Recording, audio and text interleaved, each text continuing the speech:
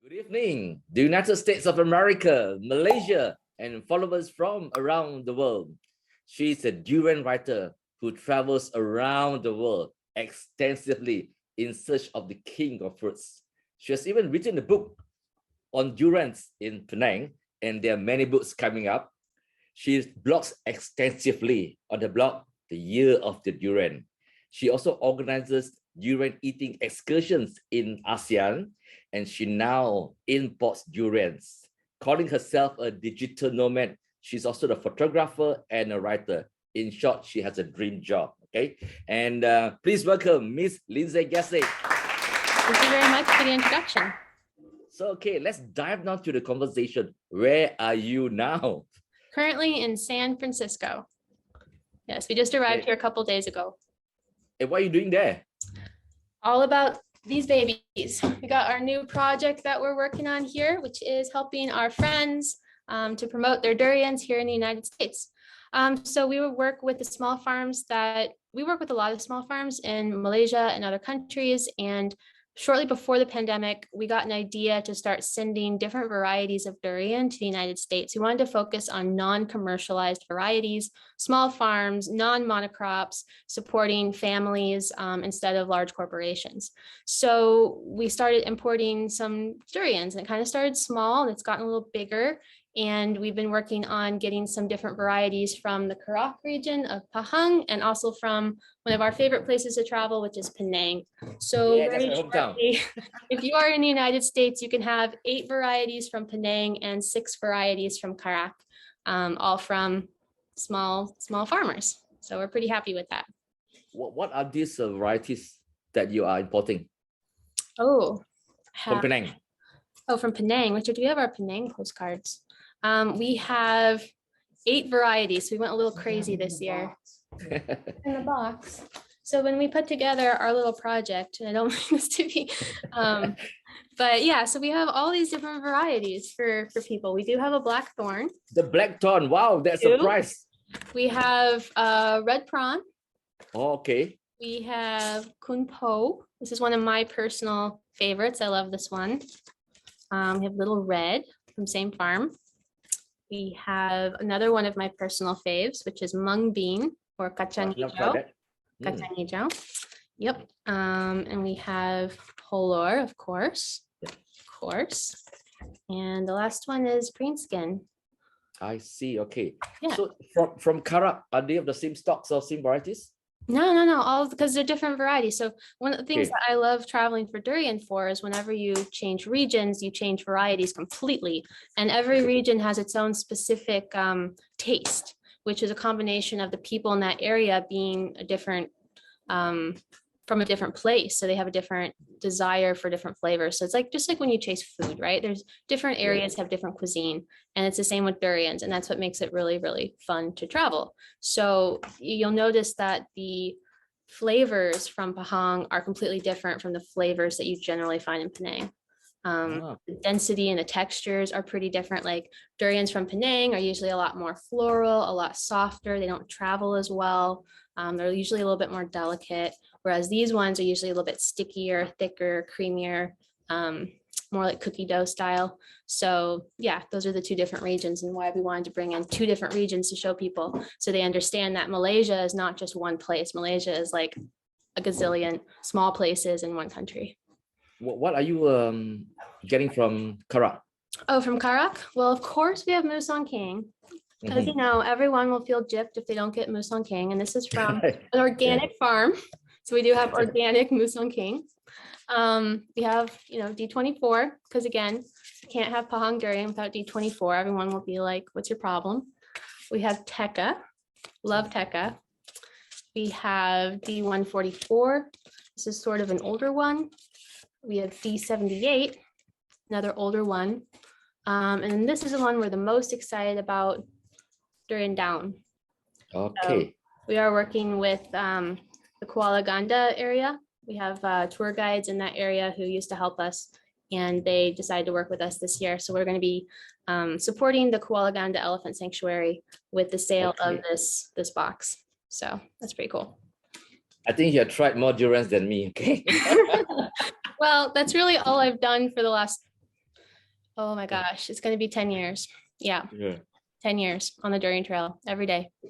Who would be your immediate client in San Francisco and various parts of the US? Oh, and we have a lot of different kinds of clients. So anyone from people who miss the flavors of home. You know, we have a lot of immigrant families or expats or people who are living in the United States or people who live overseas who want to gift their families over here. To people who have heard about durian. You know, they watched a TV show, they saw it on YouTube, you know, whatever, and they've heard that it's really difficult to get a good one and have a good first experience because a lot of the durian you buy in the shops has had some issues with the logistics and getting there. So we have a lot of people who are like, I want to know that I'm getting a good one for the first time. My first experience, I'm going to try durian. I want it to be a good experience.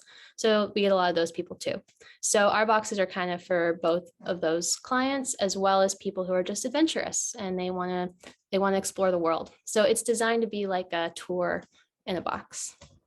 Are these durians in the original form or are they frozen pieces? They're just packets. They're like vacuum sealed. Okay. Right, Lindsay, just to take a step back and to introduce yourself to readers who may not be familiar with you. For viewers who are watching this all around the world, perhaps you can share with us your first experience with the durian and how it got started. So I tasted durian on my my 20th birthday, actually, in the United States. It was in Oregon, and it was because I was interested in vegan food. So I was having some health issues, and a friend of mine said, "Hey, if you go vegan, you're going to feel a lot better." And I was like, "How do you do that?" So happened to be that there was a vegan event in my hometown. I attended the event, and while I was there, I kept smelling something and I couldn't figure out what it was. So I didn't recognize this aroma. I didn't think it was bad. I'd never smelled that before.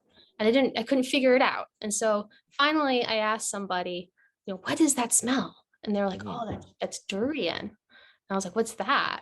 They're like, oh, it's this magical fruit from Southeast Asia. It grows like this big. It kills people when it falls on them. You know, they were like, this is the healthiest food in the world. You have to try it. And I was like, okay, well, how do I try it? Like, who's selling it? And like, oh, no one's going to share with you. And I was like, what do you mean? I was like, oh, only in like friend groups, you know, like you have to know somebody to like get some durian. So I was like, okay, this is really weird.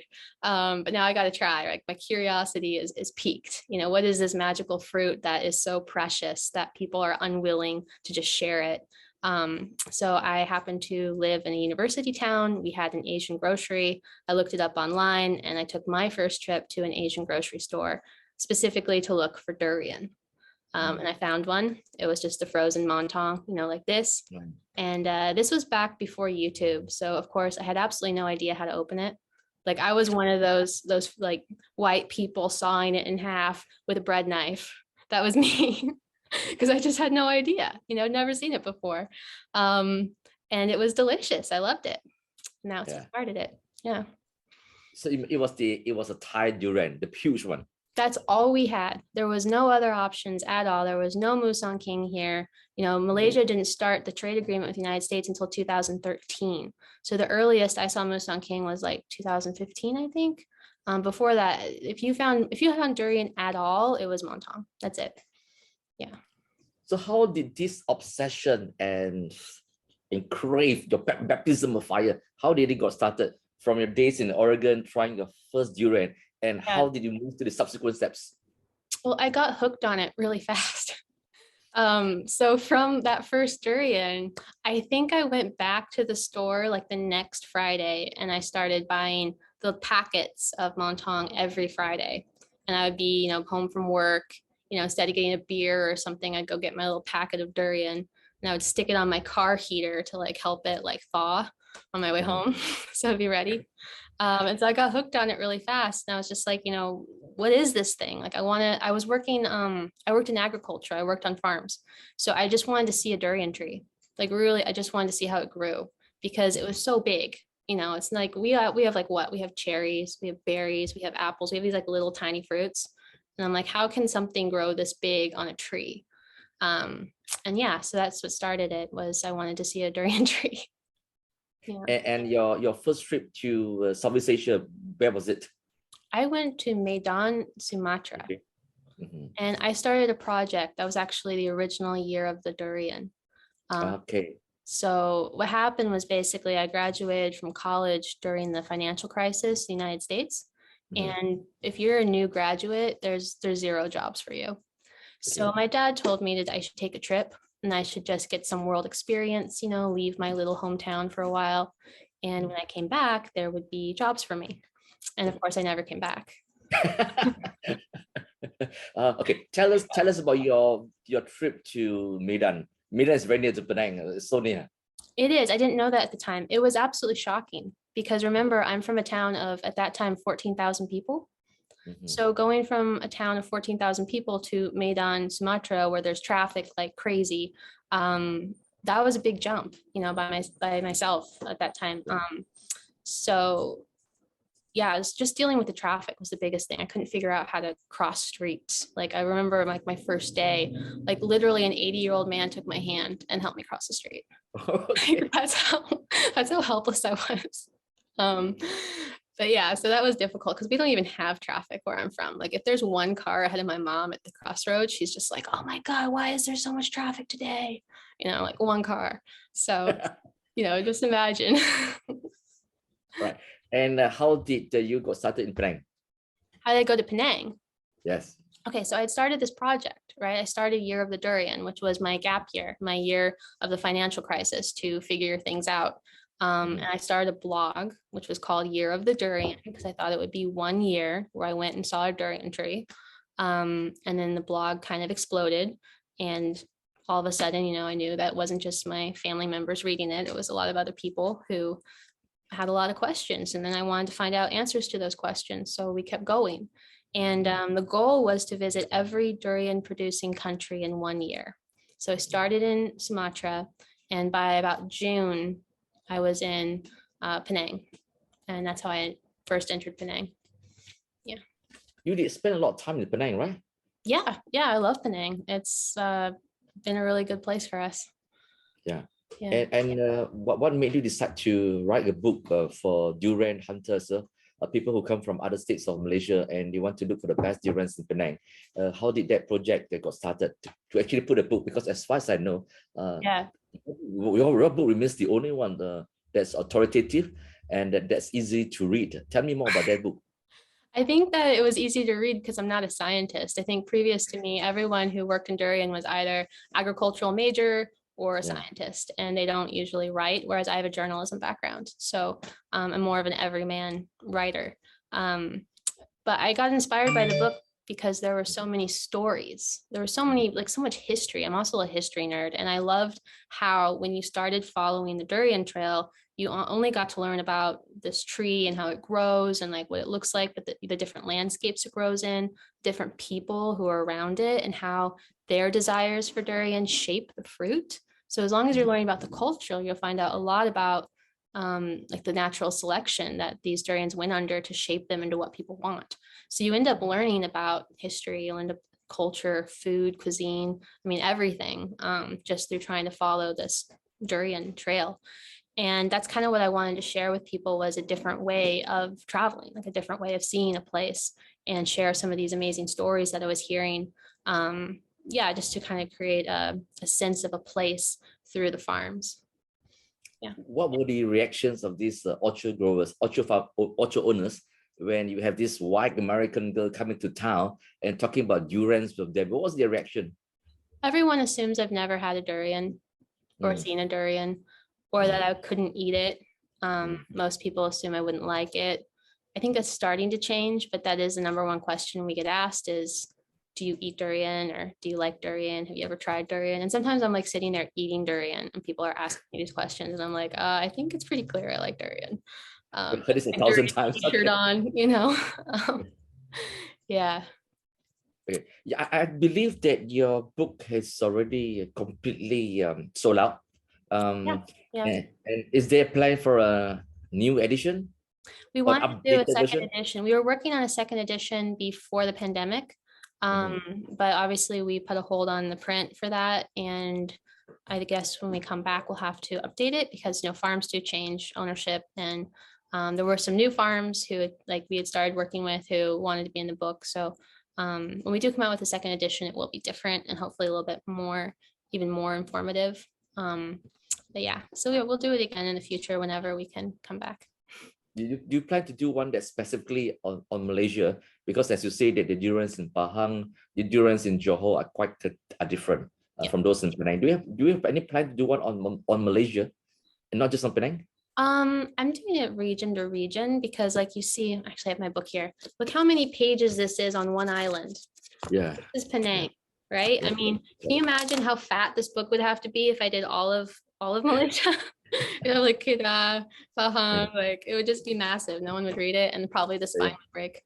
But I have been working on one on Pahang. It took me 3 years to write the Penang book. It didn't happen quickly. You know, I was going to Penang for about 6 years by the time. Wow. Yeah. And so once I decided to write the book, it took me 3 years. So it doesn't happen quickly. And I've put 2 years of work into a Pahang book. So I think with one more year, then maybe I can have a book. But we were working on that in 2020, and obviously we didn't make it to Malaysia that year, so we missed the season. So maybe next year. 6 years is a long time. Yeah.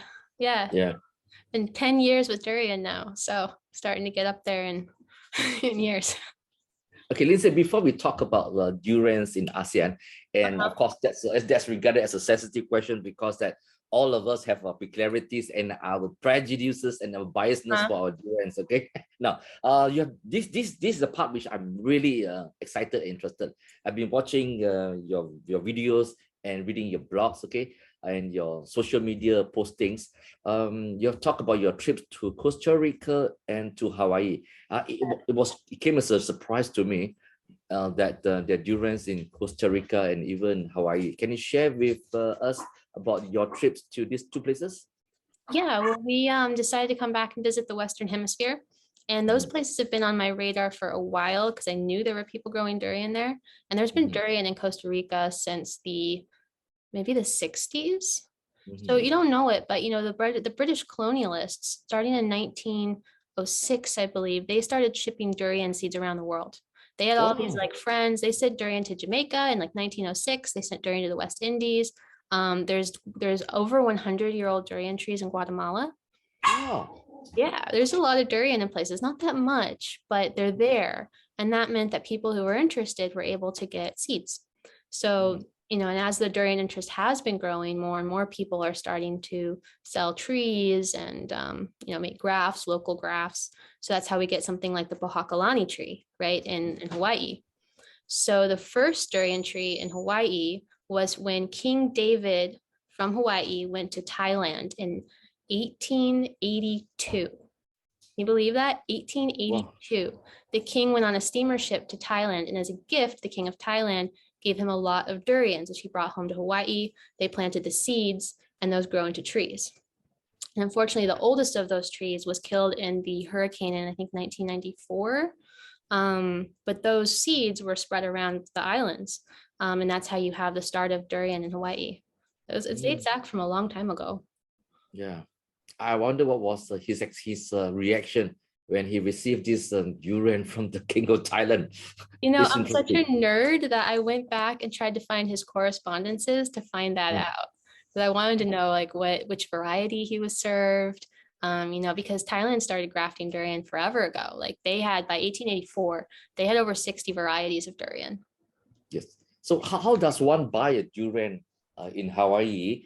There seems to be quite unconventional way of selling. And who are these people who buy durians in Hawaii? So there's a durian shortage in Hawaii. So there's more demand than growers.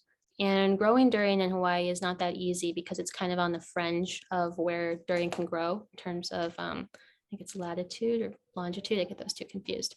But so there's not enough durian in Hawaii to meet the demand. So basically you have to either know somebody Mhm. and then you call them, you make a booking, and then they drive into town and drop it off. Then you like exchange money in the parking lot, like it's a drug deal. And other people around, no, you have to keep it secret. Like you have to keep it down because people in the parking lot will notice, oh, someone's got durian over there. And then they'll all, like come. And you have to be like, no, this is mine. I bought this. I ordered this. You know, like it's really like a thing.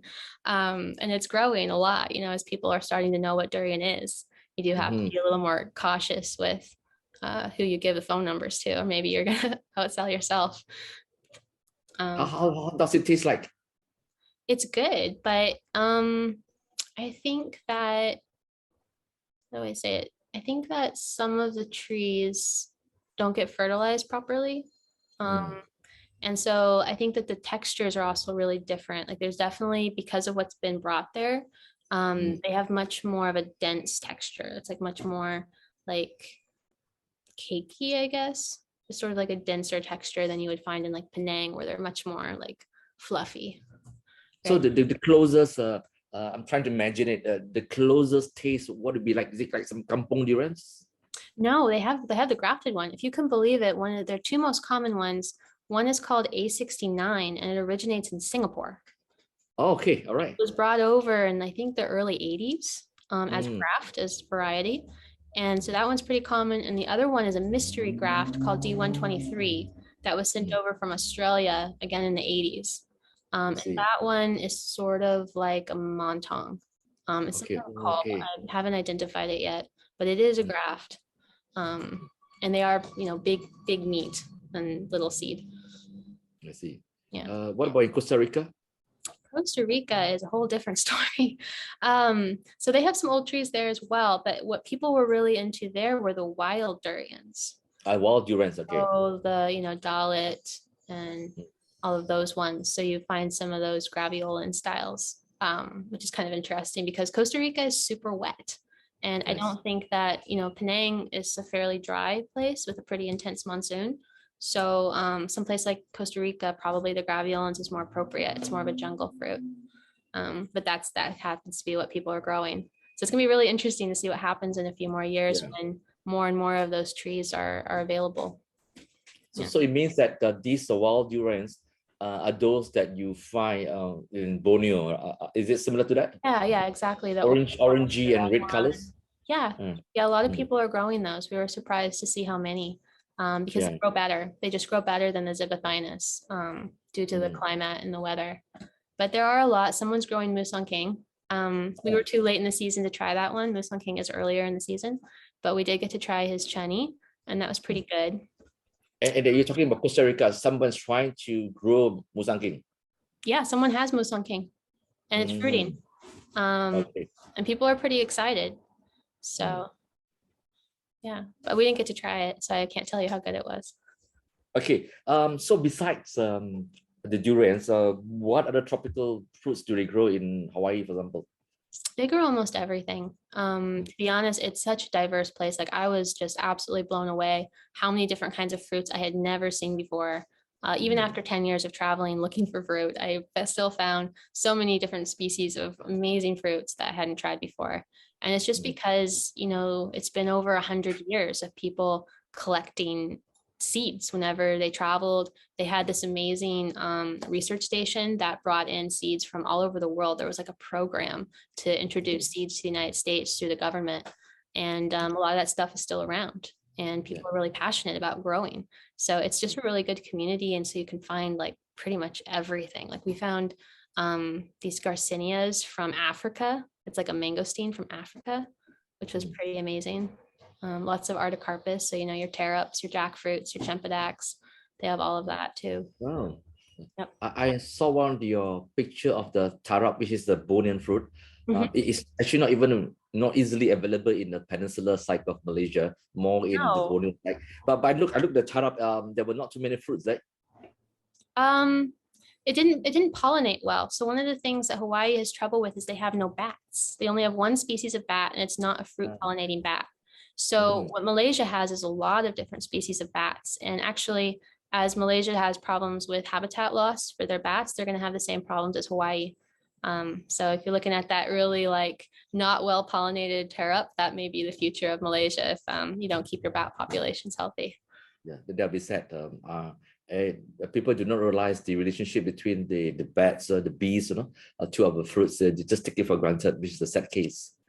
Yeah, I think it's really important to keep your environment healthy around you if you want a healthy farm and you don't want to have to spray too many chemicals.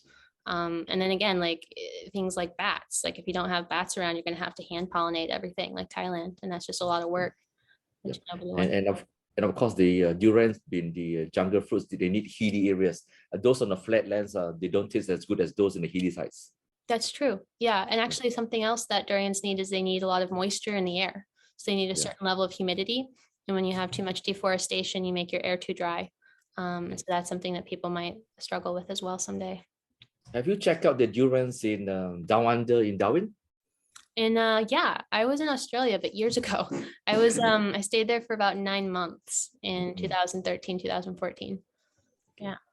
So I'd like to share with you my experience. I went to this farm in the Northern Territories. It's owned by the Sia family, it's a Chinese family. Know them? Malaysians who moved from Semeya and Selangor to Darwin maybe 30 years ago. So they call themselves the Tropical Primary Products. They have got 2,500 matured durian trees, which is averaging around 30 years. And they of course they grow champada pomelo, very good pomelo, very good they try langsak too. But they will share with me a very interesting story. Although they are in down under, there are different laws in Australia. So it doesn't mean that you can export your durians to any parts of Australia as you think that you want to. They got very strict laws. In the US, do you have these peculiarities where different states will have different kind of laws? And do you have that now that you are trying to import durians? Do you have that hurdles or problems? Well, we only do frozen. So if we wanted to do fresh, we might have some problems, but I think that durian is an exception. But I think it does have to be treated. So the USDA has a bunch of different rules about when you import fresh fruit. But as long as we're doing frozen, we don't have restrictions. And that's partly why we do frozen. Yes, it makes sense. If you import a whole fruit, that's when the problem starts. Well, the whole fruit is okay as long as it's frozen. The frozen is considered treated. If you have to make it go through a treatment that will kill every insect. So then it's not an issue. It's about protecting crops. So we have our own food. Yeah. Okay, now I want to talk about ASEAN durians. Okay. Now, obviously that to me the Malaysian durians are the best. Okay, especially if you're from Penang. I've tried the Thai durians. I could never like it. Okay, and this is shared by my friends in Singapore as well. Okay, they said no. They're probably going to be imported Thai durians. So the key with Thai durian is I actually love Thai durian, but I don't like the ones you're probably talking about too. So with Thai durians, you have to go out to the village to eat them, because if you're not, they're picking them early, right? They're picking them crunchy. Is that correct? Yeah. How you're eating them? And I those I tried from the supermarket, and I'm like, I suppose as you said, my experiences with Thai durians is because they are probably exported to Malaysia before they're fully ripe, right? Right. So it's tasteless. Okay.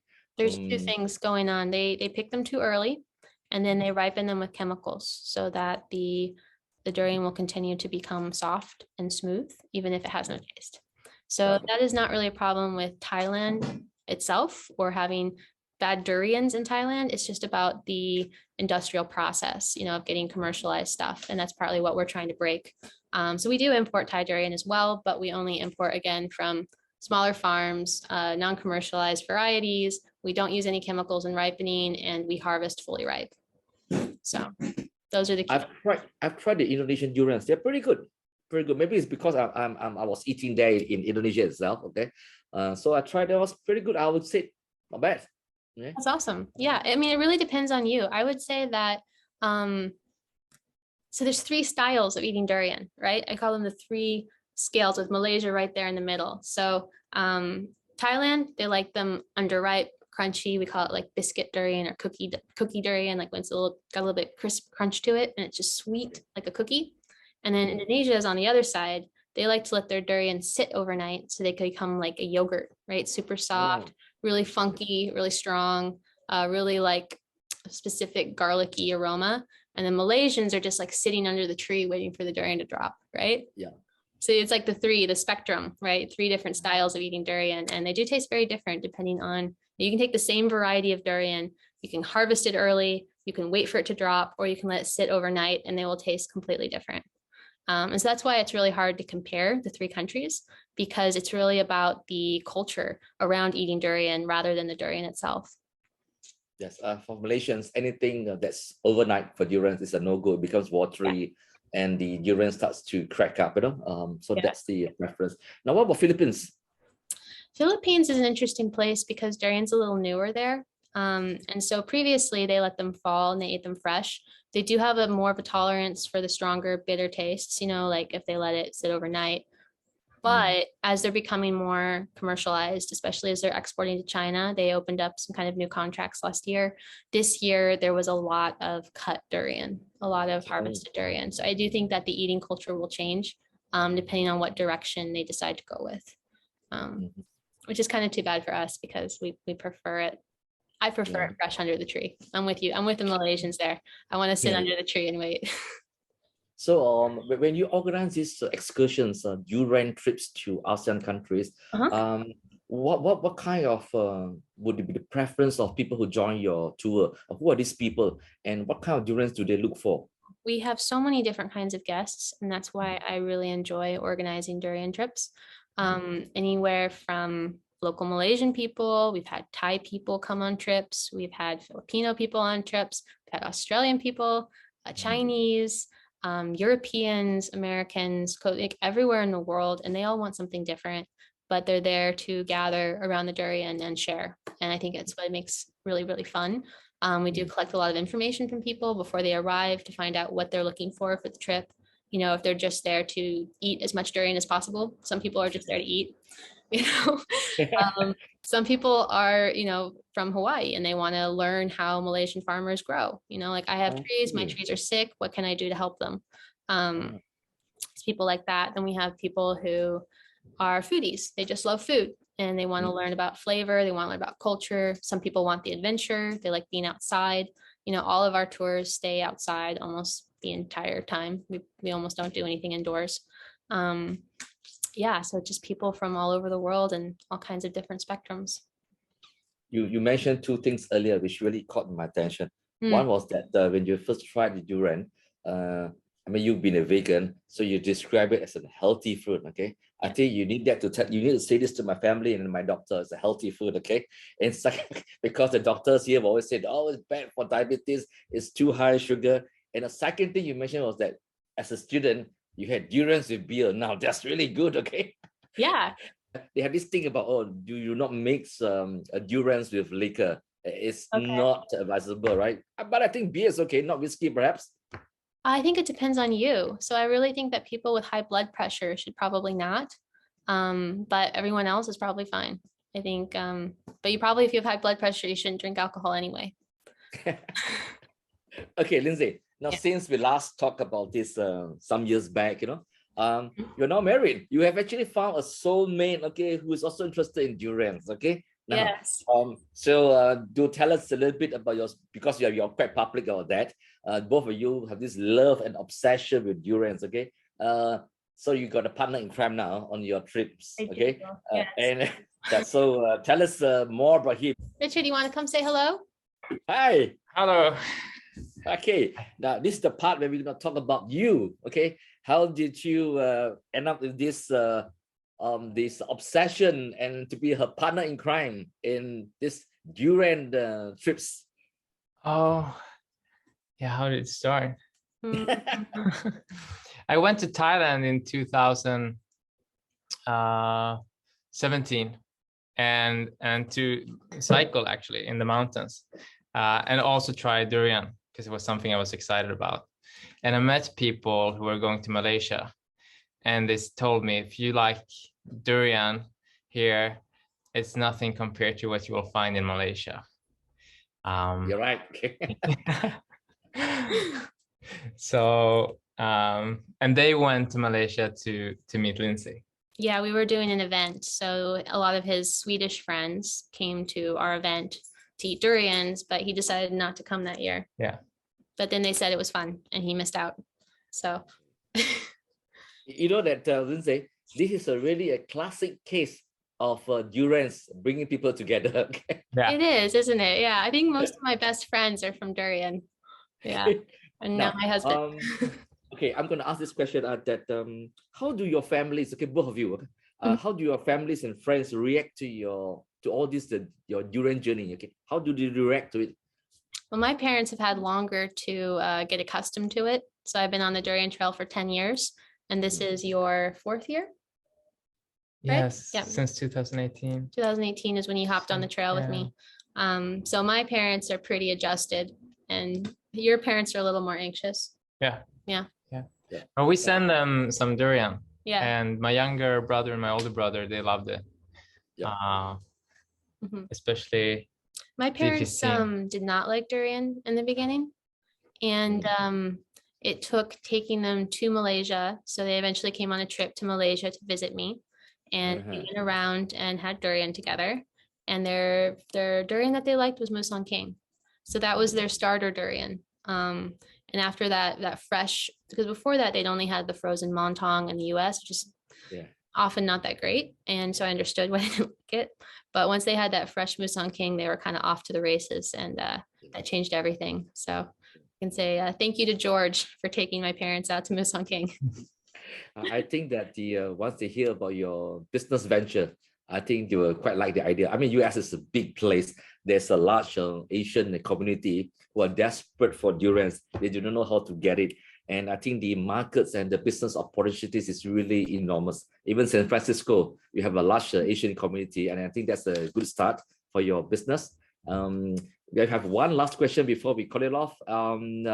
What will be your message to your potential customers? How do they reach you if they want to buy durians? Do they have to act like they're in Hawaii, okay? Or they just call you? No, they don't have to hoard. Give us a give us a number and email, and I'll help you promote your durians. I'm going to Okay, send you the bill. You can find us on Instagram. I'm at Durian Writer, as in somebody who writes about durian, Durian Writer, or on our website, yearofthedurian.com. And we're going to be putting these guys up for sale tomorrow. You are actually the first one. Yes, we have not released these. Yeah. Great. Yeah. Okay. So we show off our friends real quick so they can see their beautiful faces. So introducing, this is Jimmy. Wow. This is Camille from Kuala Ganda. He's a tour guide there. And this is Stephen from Bentong. So there you go. Awesome. It's really good. I think the marketing aspect is really good. Yeah. We just hope that we get to educate people about the places we love. So, and it's been a really great way to stay connected with our friends during the pandemic. Really appreciated being able to continue having projects together, even though we weren't able to come to Malaysia for a long time now. Yeah. So I really hope to see you guys back in Hawaii, in Malaysia, sorry. Yeah. Yeah, us too. It's fun with the customers also, because they have so different favorites, which just tells us that there must be more varieties on the market. Yeah, it's really subjective. Yeah. So it's fun. Cool. Well, thank you so much for having us on your show. Absolutely. And please serve your friends durians for Christmas. Yeah. Yes. We will. Yes, we'll be having durian for Christmas for sure. Great. All right, guys. Thanks for following Lindsay and myself and everybody else. Please do share, follow, and subscribe RealChunWai and with Lindsay as well. Merry Christmas and a Happy New Year. Stay safe and eat more durians. Thanks, guys. Thank you. Bye-bye. Merry Christmas. Merry Christmas.